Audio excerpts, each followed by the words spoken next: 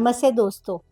आजकल ये social media पे चल क्या रहा है? स्टैंड अप कॉमेडियंस बार बार कंट्रोवर्सी में क्यों फंसते जा रहे हैं? क्या वैदिक न्यूमरोलॉजी के पास इसका जवाब है? सिर्फ 370 रुपीज की एक बिरयानी की स्टोरी से शुरू हुई एक बात ने सोशल मीडिया पर इतना बड़ा तूफान खड़ा कर दिया कि लोगों की जॉब तक चली गई।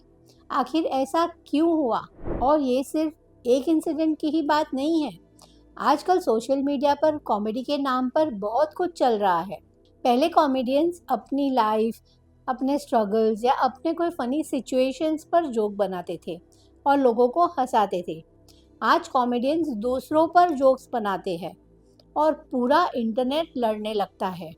आखिर ऐसा क्या बदल गया है? क्या प्रॉब्लम्स कॉमेडी में है?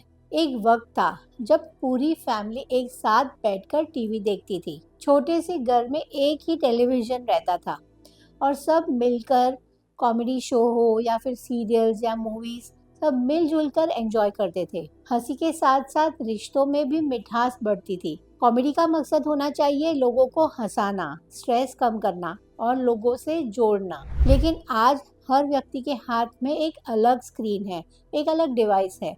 कंटेंट पर्सनल हो गया है और कई बार इतना एक्सट्रीम हो गया है कि उसे पूरी फैमिली के साथ बैठकर हम देख भी नहीं सकते हैं। पहले जो कॉमेडी होती थी वो लोगों को जोड़ती थी। आज कई बार कंटेंट लोगों को अलग अलग सोच और रूम्स में बांट रहा है और इसके पीछे एक बड़ी वजह है वायरल होने की रेस। आज सोशल मीडिया के ज़माने में कंपटीशन बहुत बढ़ गया है। हर क्रिएटर, हर इन्फ्लुएंसर और कॉमेडियन वायरल होना चाहता है।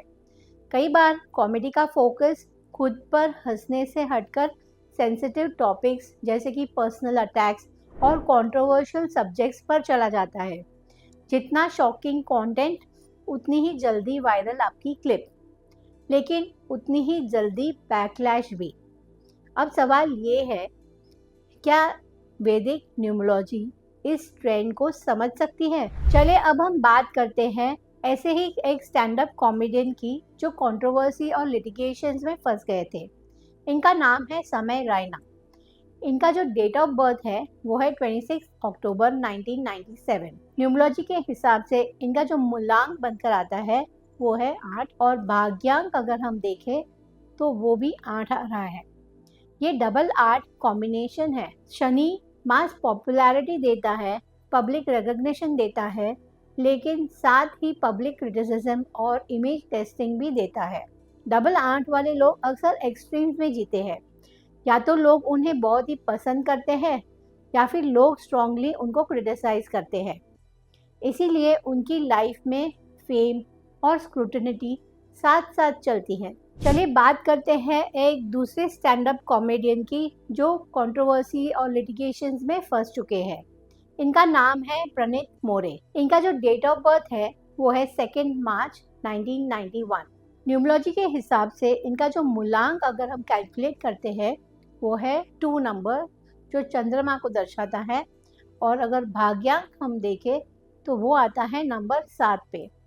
ये एक हाईली क्रिएटिव और इमोशनल कॉम्बिनेशन माना जाता है। मूलांक 2 ऑडियंस से कनेक्ट करने की पावर देता है और भाग्यांक जो 7 है यूनिक और अनकन्वेंशनल थिंकिंग देता है। लेकिन कई बार 2 और 7 का जो कॉम्बिनेशन वाले लोग मोमेंट के फ्लो में आकर सिचुएशन की इंटेंसिटी को अंडर एस्टिमेट कर देते हैं। जो बात उन्हें ह्यूमरस लगती है वही दूसरों के लिए सेंसिटिव बन सकती है।